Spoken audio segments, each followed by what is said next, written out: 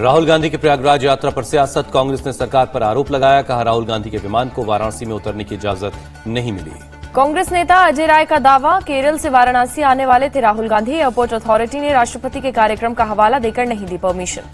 अजय राय का केंद्र सरकार पर निशाना, बोले राहुल की भारत जोड़ो यात्रा से घबरा गई है बीजेपी। उनकी लोकप्रियता की वजह से उन्हें अब रोकने की कोशिश की जा रही है। कांग्रेस के मुताबिक राहुल को काशी विश्वनाथ का दर्शन करने के बाद वाराणसी से प्रयागराज जाना था। इजाजत नहीं मिलने से निजी दौरा करना पड़ा कैंसिल। वाराणसी एयरपोर्ट की डायरेक्टर ने जारी किया बयान। कहा, राहुल गांधी के विमान के पायलट ने कुन्नूर से नई दिल्ली जाने की बात कही थी। वाराणसी जाने की योजना रद्द हो गई थी। वायनाड से राहुल गांधी ने पीएम मोदी को घेरा। कहा, मैंने नहीं, पीएम ने किया है मेरा अपमान। सरनेम में गांधी क्यों, नेहरू क्यों नहीं, ये पूछा था। राहुल गांधी का तंज, पीएम ने सदन में मेरी बेइज्जती की, लेकिन उनकी बातों को ऑफ द रिकॉर्ड नहीं किया जाता। राहुल के बयान पर गिरिराज सिंह का पलटवार। संसद में असंवैधानिक भाषण को हटाया जाता है, वो किसी पद से नहीं होता। अडानी के मामले में मैंने कुछ गलत नहीं कहा, लोकसभा में नोटिस मिलने पर बोले राहुल गांधी।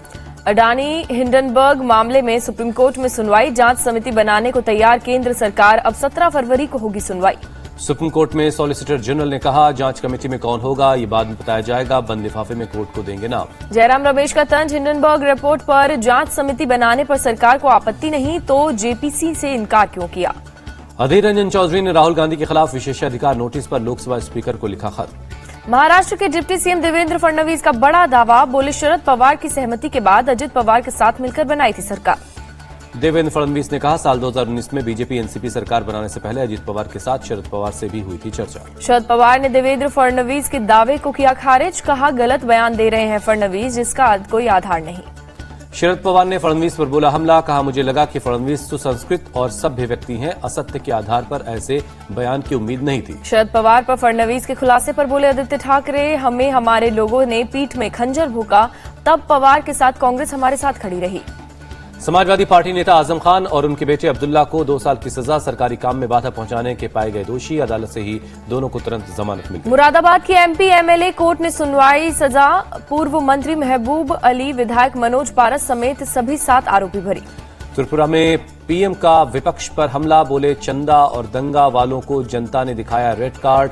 कांग्रेस और लेफ्ट की सोच विकास वाली नहीं।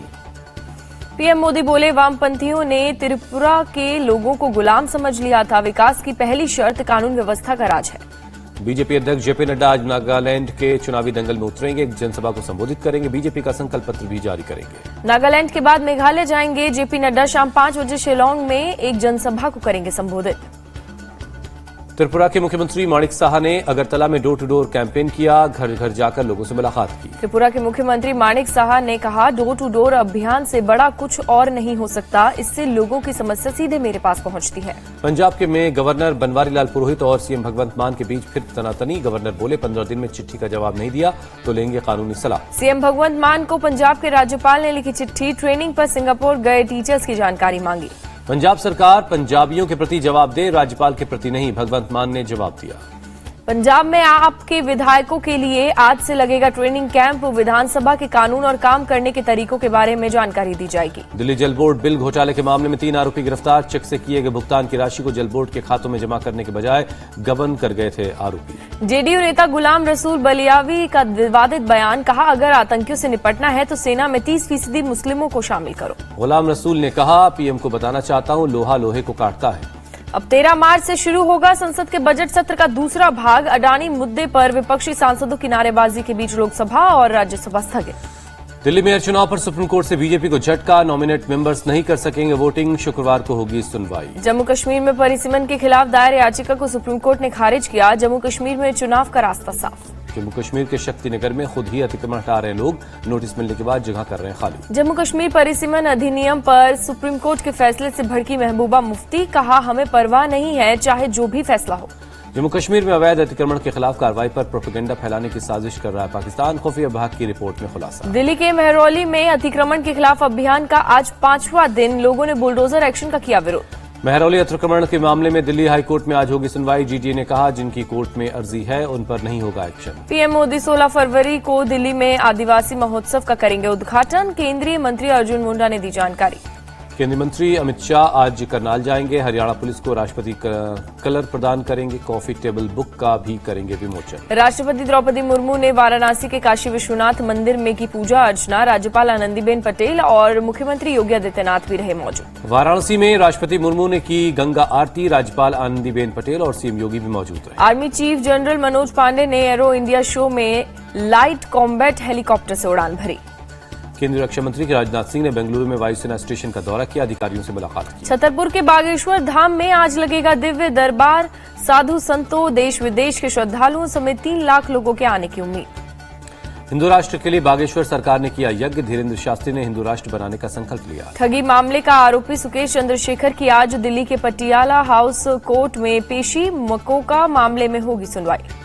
बिहार के औरंगाबाद में सीएम नीतीश पर फेंकी गई कुर्सी। बाल बाल बचे नीतीश कुमार।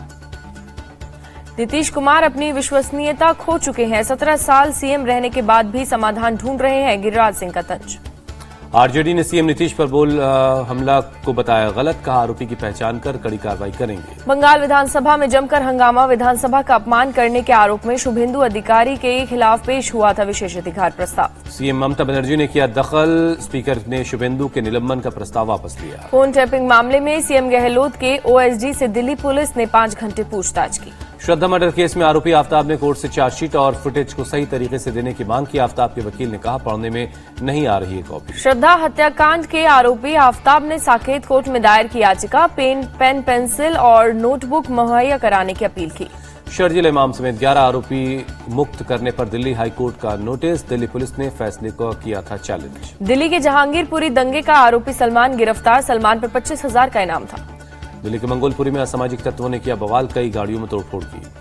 पुलवामा में जैश के आतंकी मॉड्यूल का भांडाफोड़। आतंकियों के 2 मददगार गिरफ्तार। हथियार और गोला बारूद जब्त। यूपी के जौनपुर में धर्म परिवर्तन के आरोप में 16 गिरफ्तार। कुछ हिंदुओं को ईसाई बनाया जा रहा था। एमपी के आगर मालवा में गोवंश की तस्करी कर भाग रहे ट्रक ने एक स्कूली बस को मारी टक्कर। स्थानीय लोगों ने ड्राइवर को पकड़ा।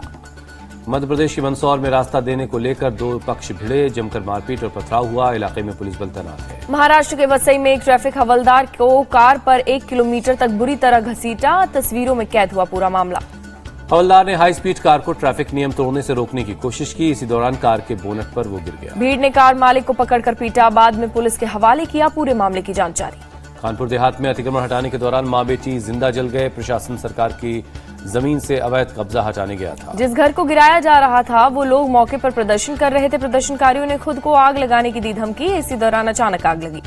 मां बेटी की जिंदा जलने की वजह से मौत हो गई। परिवार का आरोप। अधिकारियों ने गांव के दबंगों के साथ मिलकर झोपड़ी में आग लगा दी। दिल्ली के बवाना इंडस्ट्रियल एरिया में कुर्सी बनाने वाली फैक्ट्री में आग लगी। धू धू कर उठी लपटें। मौके पर पहुंची दमकल की 8 गाड़ियां। फिलहाल किसी के घायल होने की खबर नहीं है। नोएडा के सेक्टर 60 में एक फैक्ट्री में लगी भीषण आग। फायर ब्रिगेड ने समय रहते आग पर काबू पाया। केरल के कोट्टायम में एक मेडिकल कॉलेज में आग लग गई। आग पर काबू पा लिया गया है। जयपुर के करबला में तबलीगी जमात के लाखों लोग जुटे। मुस्लिम समाज के कई उलेमा भी हुए शामिल। जनवरी के महीने में महंगाई दर 3 महीने के ऊंचे स्तर पर पहुंची। 6.52% पर है इन्फ्लेशन। नेपाल के काठमांडू में वाहन चालकों की पुलिस से झड़प। परिवहन कर्मियों ने कई वाहनों में आग लगाई। शॉपिंग मॉल में भी जमकर तोड़फोड़ हुई। काफी देर तक हंगामा होता रहा। पुलिस ने हालात पर काबू पाने की कोशिश की। प्रदर्शनकारियों को खदेड़ा। तुर्की और सीरिया में भूकंप से मरने वालों की तादाद 36,000 हुई। मलबे में अब भी जिंदगी की तलाश जारी है। टर्की में भूकंप से प्रभावित लोगों की मदद में जुटे वॉलंटियर्स। रेस्टोरेंट मालिक और शेफ बांट रहे हैं फूड पैकेट। तुर्की में भारत का ऑपरेशन दोस्त जारी है। मलबे में जिंदगी की तलाश में जुटी है एनडीआरएफ की टीम। टर्की के अंटाकिया में भूकंप आने से 182 घंटे बाद 13 साल के बच्चे को मलबे से बाहर निकाला गया। सेना ने रेस्क्यू कर अस्पताल भेजा। रेस्क्यू के बाद राहत कर्मियों ने खुशी का इजहार किया। तालियां बजाकर बच्चे का स्वागत किया। टर्की और सीरिया में रेस्क्यू अभियान में जॉर्डन की सेना जुटी। मलबा हटाने का काम बड़े स्तर पर जारी। यूरोपीय संसद में भूकंप पीड़ितों को दी गई श्रद्धांजलि। सदस्यों ने 1 मिनट का मौन रखा। यरूशलेम में गोलीबारी में एक पुलिस अधिकारी घायल। फिलिस्तीनी हमले को रोकने की कोशिश के दौरान लगी गोली। सुरक्षा गार्ड ने अनजाने में अधिकारी को गोली मारी। आरोपी गिरफ्तार। सुरक्षा चिली के बायोबियो में जंगल में लगी भीषण आग। स्पेन आर्मी की इमरजेंसी यूनिट आग बुझाने में जुटी। आग की चपेट में आने से 25 से ज्यादा लोगों की मौत हो चुकी है। मदद के लिए टीम भेजी गई है। Shubman Gill ICC player of the month बने। सिराज और कॉनवे को पीछे छोड़ा। इंग्लैंड के ग्रेस स्क्रिन्स को ICC women's player of the month चुना गया। भारत ऑस्ट्रेलिया दूसरे टेस्ट से श्रेयस अय्यर हुए बाहर, सूर्य कुमार यादव को मिल सकता है मौका। पहली बार विमेंस प्रीमियर लीग की होगी नीलामी। गुजरात, दिल्ली और बेंगलोर ने सबसे ज्यादा 18 खिलाड़ी खरीदे। मुंबई ने 17 और यूपी ने 16 खिलाड़ियों को खरीदा है। स्मृति मंधाना सबसे महंगी खिलाड़ी बनी। बेंगलुरु ने 3 करोड़ 40 लाख में खरीदा। भारतीय टीम के कप्तान हरमनप्रीत कौर को मुंबई इंडियंस ने 1 करोड़ 80 लाख रुपए में खरीदा है। दिल्ली कैपिटल्स ने जेमिमा रॉड्रिग्स को 2 करोड़ 20 लाख और शेफाली वर्मा को 2 करोड़ रुपए में खरीदा। यूपी वॉरियर्स ने दीप्ति शर्मा को 2 करोड़ 60 लाख और श्वेता सहरावत को 40 लाख रुपए में खरीदा। इयोन मॉर्गन ने क्रिकेट के सभी फॉर्मेट से लिया संन्यास। अपनी कप्तानी में इंग्लैंड को जिताया था 2019 का विश्व कप।